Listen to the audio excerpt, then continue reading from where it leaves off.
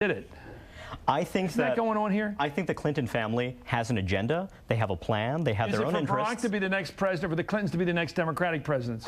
That's a tough call. My hope for Barack Obama is that Hillary Clinton has an agenda that's to become governor of the state of New York or something like that, because in that case, helping Obama win is going to help. I worry that, as a Republican, I'm on the sidelines, and there is some humor to watching this, but I just think the Clintons have become so toxic in our public life, and I also think that Barack Obama needs the supporters that flock to Hillary Clinton, who connected with her on a gut level. So it's very hard for me to see exactly how this is going to play out, because from the Clintons' perspective, there are a lot of different scenarios that end up working out well for them, including a scenario where Obama loses. Are they holding those people hostage in places like Pennsylvania, working women who voted for Hillary? Is Hillary holding them hostage, saying, "I'll release them to you when you play ball with me. I owe my campaign owes me $12 million. I'd like it back. Yeah. My campaign owes a lot of money to vendors. I'd like you to pay that." And when you do all that, I'll like you. It's possible, but why is it? Well, I'm just wondering, when are they going to get out there on the road?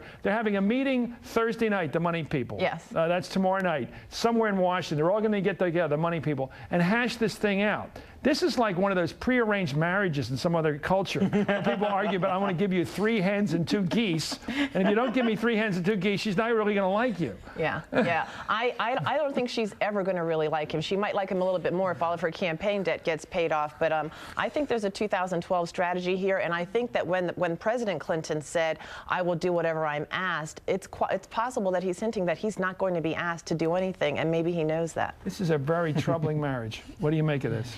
I think the Clintons have a great life. They have over $100 million, He's heading over to the most famous man in the world for his birthday party.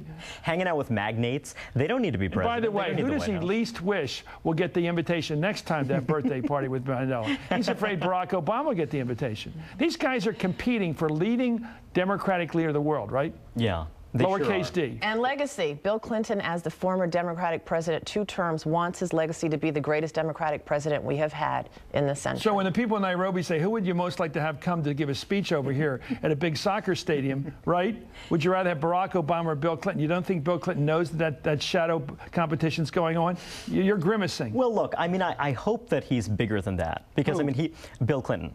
And I don't know. And no, the man who said, well, of course he won South Carolina. He's like Jesse Jackson. I don't think he's bigger than that. I don't think that people will forget that. I don't think he's bigger than that. Ryan Salam, you write for Atlantic Magazine. I sure do. Brilliant man. You used to be one of my producers, and you've come so far. You're my captain, Chris. Anyway, it's great. Let me ask you one more question. This whole question, who's made the biggest faux pas this week? Charlie Black. I was thinking of calling it Charlie Black's War. Charlie Black talking about his candidate benefiting from an explosion, a lethal explosion right before the election, which may or may not be true, but it was probably not good to say it. Or Ralph Nader saying that this fellow, Barack Obama, is not running a black campaign. Ralph Nader, I think, is in the tank this week, much worse. I think Ralph Nader, the nail is in the coffin. He's dead. Okay. A little subtle, but well said. Anyway, Michelle Bernard, Ryan Salam of Atlantic Magazine. Join us again tomorrow night at 5 and 7 Eastern for more Hardball. Right now it's time for Race for the White House with David Gregory.